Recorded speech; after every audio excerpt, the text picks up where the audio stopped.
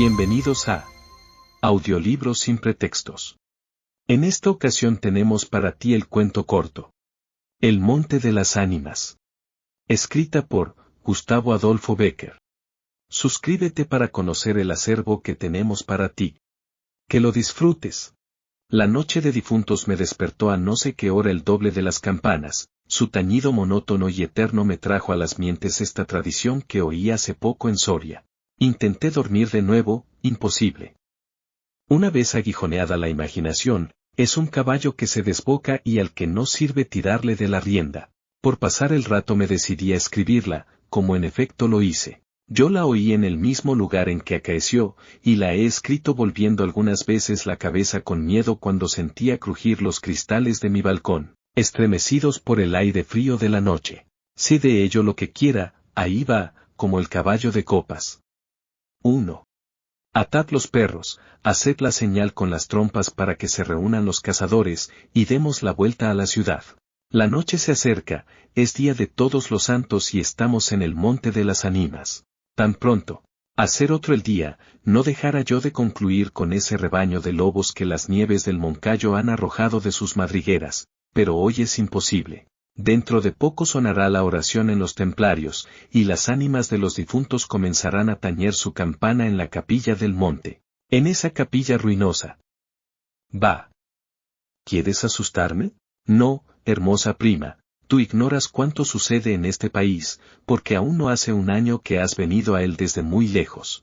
Refrena tu yegua, yo también pondré la mía al paso, y mientras dure el camino te contaré esa historia. Los pajes se reunieron en alegres y bulliciosos grupos, los condes de Borges y de Alcudiel montaron en sus magníficos caballos, y todos juntos siguieron a sus hijos Beatriz y Alonso, que precedían la comitiva a bastante distancia. Mientras duraba el camino, Alonso narró en estos términos la prometida historia. Ese monte que hoy llaman de las ánimas, pertenecía a Ioes templarios, cuyo convento ves allí a la margen del río. Los templarios eran guerreros y religiosos a la vez.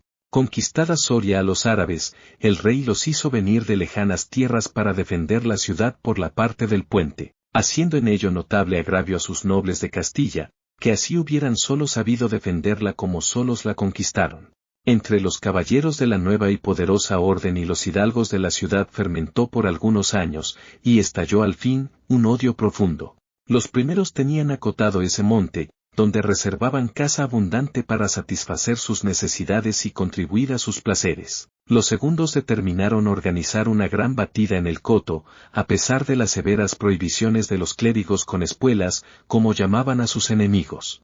Cundió la voz del reto, y nada fue parte a detener a los unos en su manía de cazar y a los otros en su empeño de estorbarlo. La proyectada expedición se llevó a cabo. No se acordaron de ella las fieras, antes la tendrían presente tantas madres como arrastraron sendos lutos por sus hijos.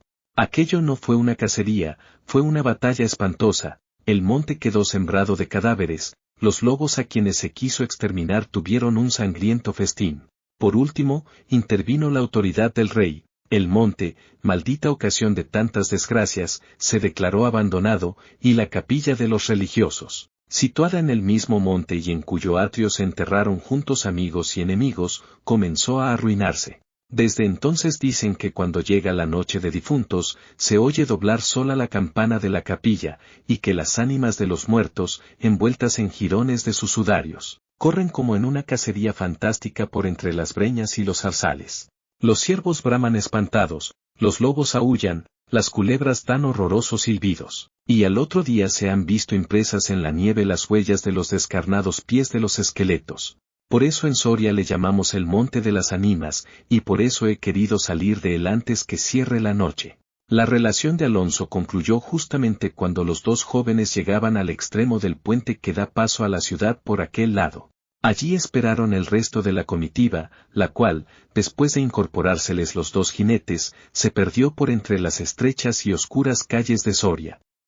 2.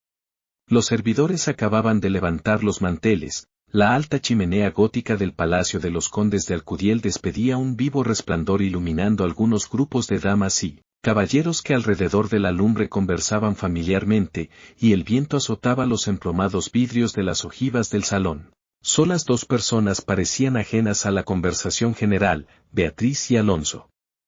Beatriz seguía con los ojos, absorta en un vago pensamiento, los caprichos de la llama. Alonso miraba el reflejo de la hoguera chispear en las azules pupilas de Beatriz. Ambos guardaban hacía rato un profundo silencio. Las dueñas referían, a propósito de la noche de difuntos, cuentos temerosos, en que los espectros y los aparecidos representaban el principal papel, y las campanas de las iglesias de Soria doblaban a lo lejos con un tañido monótono y triste. «Hermosa prima», exclamó al fin Alonso rompiendo el largo silencio en que se encontraban, «pronto vamos a separarnos, tal vez para siempre, las áridas llanuras de Castilla. Sus costumbres toscas y guerreras, sus hábitos sencillos y patriarcales sé que no te gustan, te he oído suspirar varias veces, acaso por algún galán de tu lejano señorío». Beatriz hizo un gesto de fría indiferencia.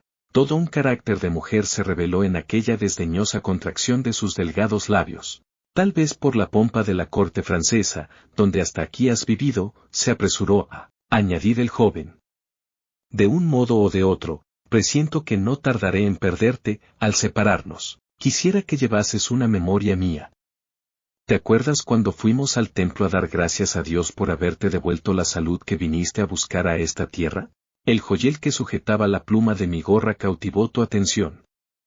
Qué hermoso estaría sujetando un velo sobre tu oscura cabellera. Ya ha prendido el de una desposada, mi padre se lo regaló a la que me dio el ser, y ella lo llevó al altar». «¿Lo quieres?» «No sé en el tuyo», contestó la hermosa, «pero en mi país una prenda recibida compromete una voluntad. Solo en un día de ceremonia debe aceptarse un presente de manos de un deudo, que aún puede ir a Roma sin volver con las manos vacías». El acento helado con que Beatriz pronunció estas palabras turbó un momento al joven, que después de serenarse dijo con tristeza: «Lo sé, prima, pero hoy se celebran todos los santos, y el tuyo entre todos. Hoy es día de ceremonias y presentes. ¿Quieres aceptar el mío?». Beatriz se mordió ligeramente los labios, y extendió la mano para tomar la joya, sin añadir una palabra. Los dos jóvenes volvieron a quedarse en silencio, y volvióse a oír la cascada voz de las viejas que hablaban de brujas y de trasgos, y el zumbido del aire que hacía crujir los vidrios de las ojivas, y el triste y monótono doblar de las campanas. Al cabo de algunos minutos, el interrumpido diálogo tornó a anudarse de este modo: «Y antes que concluya el día de todos los santos, en que así como el tuyo se celebra el mío, y puedes, sin atar tu voluntad, dejarme un recuerdo, ¿no lo harás?», dijo él clavando una mirada en la de su prima, que brilló como un relámpago, iluminada por un pensamiento diabólico. «¿Por qué no?», exclamó ésta llevándose la mano al hombro derecho como para buscar alguna cosa entre los pliegues de su ancha manga de terciopelo bordado de oro. Después, con una infantil expresión de sentimiento, añadió: «¿Te acuerdas de la banda azul que llevé hoy a la cacería, y que por no sé qué emblema de su color me dijiste que era la divisa de tu alma?» «Sí. Pues, se ha perdido». «Se ha perdido y pensaba dejártela como un recuerdo». «Se ha perdido». «¿Y dónde?», preguntó Alonso incorporándose de su asiento, y con una indescriptible expresión de temor y esperanza. «No sé, ¿en el monte acaso?». «En el monte de las ánimas», murmuró palideciendo y dejándose caer sobre el sitial, «en el monte de las ánimas». Luego prosiguió con voz entrecortada y sorda: «Tú lo sabes, porque lo habrás oído 1000 veces, en la ciudad, en toda Castilla, me llaman el rey de los cazadores. No habiendo aún podido probar mis fuerzas en los combates, como mis ascendientes, he llevado a esa diversión, imagen de la guerra, todos los bríos de mi juventud, todo el ardor hereditario en mi raza. La alfombra que pisan tus pies son despojos de fieras que he muerto por mi mano. Yo conozco sus guaridas y sus costumbres, yo he combatido con ellas de día y de noche, a pie y a caballo, solo y en batida, y nadie dirá que me ha visto huir el peligro en ninguna ocasión. Otra noche volaría por esa banda, y volaría gozoso como a una fiesta, y sin embargo, esta noche, ¿a qué ocultártelo? Tengo miedo». «¿Oyes? Las campanas doblan, la oración ha sonado en San Juan del Duero. Las ánimas del monte comenzarán ahora a levantar sus amarillentos cráneos de entre las malezas que cubren sus fosas, las ánimas. Cube sola vista puede helar de horror la sangre del más valiente. tornar sus cabellos blancos o arrebatarle en el torbellino de su fantástica carrera como una hoja que arrastra el viento sin que se sepa a dónde. Mientras el joven hablaba, una sonrisa imperceptible se dibujó en los labios de Beatriz, que cuando hubo concluido exclamó con un tono indiferente y mientras atizaba el fuego del hogar, donde saltaba y crujía la leña, arrojando chispas de 1000 colores, «Oh, eso de ningún modo. ¡Qué locura! Ir ahora al monte por semejante friolera. Una noche tan oscura, noche de difuntos, y cuajado el camino de lobos». Al decir esta última frase, la recargó de un modo tan especial, que Alonso no pudo menos de comprender toda su amarga ironía. Movido como por un resorte, se puso de pie, se pasó la mano por la frente, como para arrancarse el miedo que estaba en su cabeza, y no en su corazón, y con voz firme exclamó dirigiéndose a la hermosa, que estaba aún inclinada sobre el hogar entreteniéndose en revolver el fuego: «Adiós, Beatriz, adiós. Hasta pronto, Alonso». «Alonso», dijo ésta, volviéndose con rapidez, pero cuando quiso o aparentó querer detenerle, el joven había desaparecido. A los pocos minutos se oyó el rumor de un caballo que se alejaba al galope.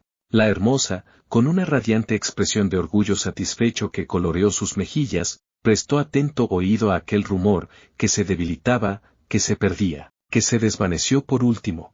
Las viejas, en tanto, continuaban en sus cuentos de ánimas aparecidas, el aire zumbaba en los vidrios del balcón, y las campanas de la ciudad doblaban a lo lejos. 3. Había pasado 1 hora, 2, 3, la medianoche estaba a punto de sonar, y Beatriz se retiró a su oratorio. Alonso no volvía, cuando en menos de 1 hora pudiera haberlo hecho. «Habrá tenido miedo», exclamó la joven cerrando su libro de oraciones y encaminándose a su lecho, después de haber intentado inútilmente murmurar algunos de los rezos que la Iglesia consagra el día de difuntos a los que ya no existen. Después de haber apagado la lámpara y cruzado las dobles cortinas de seda, se durmió con un sueño inquieto, ligero, nervioso. Las 12 sonaron en el reloj del postigo. Beatriz oyó entre sueños las vibraciones de la campaña, lentas, sordas, tristísimas, y entreabrió los ojos. Creía haber oído a par de ellas pronunciar su nombre, pero lejos, muy lejos, y por una voz ahogada y doliente. El viento gemía en los vidrios de la ventana. «Será el viento», dijo, y poniéndose la mano sobre el corazón, procuró tranquilizarse. Pero su corazón latía cada vez con más violencia. Las puertas de alerce del oratorio habían crujido sobre sus goznes con un chirrido agudo, prolongado y estridente. Primero unas, y luego las otras más cercanas, todas las puertas que daban paso a su habitación iban sonando por su orden, estas con un ruido sordo y grave, aquellas con un lamento largo y crispador. Después silencio, un silencio lleno de rumores extraños, el silencio de la medianoche, con un murmullo monótono de agua distante, lejanos ladridos de perros, voces confusas, palabras ininteligibles, ecos de pasos que van y vienen, crujir de ropas que se arrastran, suspiros que se ahogan, respiraciones fatigosas que casi se sienten, estremecimientos involuntarios que anuncian la presencia de algo que no se ve, y cuya aproximación se nota no obstante en la oscuridad. Beatriz, inmóvil, temblorosa, adelantó la cabeza fuera de las cortinillas y escuchó un momento. Oía 1000 ruidos diversos, se pasaba la mano por la frente, tornaba a escuchar, nada, silencio. Veía con esa fosforescencia de la pupila en las crisis nerviosas, como bultos que se movían en todas direcciones, y cuando dilatándolas las fijaba en un punto, nada, oscuridad, las sombras impenetrables. «Va», exclamó, volviendo a recostar su hermosa cabeza sobre la almohada de raso azul del lecho, «soy yo tan miedosa como estas pobres gentes, cuyo corazón palpita de terror bajo una armadura, al oír una conseja de aparecidos». Y cerrando los ojos intentó dormir, pero en vano había hecho un esfuerzo sobre sí misma. Pronto volvió a incorporarse más pálida, más inquieta, más aterrada. Ya no era una ilusión. Las colgaduras de brocado de la puerta habían rozado al separarse, y unas pisadas lentas sonaban sobre la alfombra. El rumor de aquellas pisadas era sordo, casi imperceptible, pero continuado, y a su compás se oía crujir una cosa como madera o hueso. Y se acercaban, y se movió el reclinatorio que estaba a la orilla de su lecho. Beatriz lanzó un grito agudo, y arrebujándose en la ropa que la cubría escondió la cabeza y contuvo el aliento. El aire azotaba los vidrios del balcón, el agua de la fuente lejana caía, y caía con un rumor eterno y monótono, los ladridos de los perros se dilataban en las ráfagas del aire, y las campanas de la ciudad de Soria, unas cerca, otras distantes, doblaban tristemente por las ánimas de los difuntos. Así pasó una hora, dos, la noche, un siglo, porque la noche aquella pareció eterna a Beatriz. Al fin despuntó la aurora, vuelta de su temor, entreabrió los ojos a los primeros rayos de la luz. Después de una noche de insomnio y de terrores, es tan hermosa la luz clara y blanca del día. Separó las cortinas de seda del lecho, y ya se disponía a reírse de sus temores pasados, cuando de repente un sudor frío cubrió su cuerpo. Sus ojos se desencajaron y una palidez mortal descoloró sus mejillas. Sobre el reclinatorio había visto sangrienta y desgarrada la banda azul que perdiera en el monte, la banda azul que fue a buscar a Alonso. Cuando sus servidores llegaron despavoridos a noticiarle la muerte del primogénito de Alcudiel, que a la mañana había aparecido devorado por los lobos entre las malezas del monte de las Ánimas, la encontraron inmóvil, crispada, asida con ambas manos a una de las columnas de ébano del lecho, desencajados los ojos, entreabierta la boca, blancos los labios, rígidos los miembros, muerta, muerta de horror. 4. Dicen que después de acaecido este suceso, un cazador extraviado que pasó la noche de difuntos sin poder salir del monte de las Ánimas, y que al otro día, antes de morir, pudo contar lo que viera, refirió cosas horribles.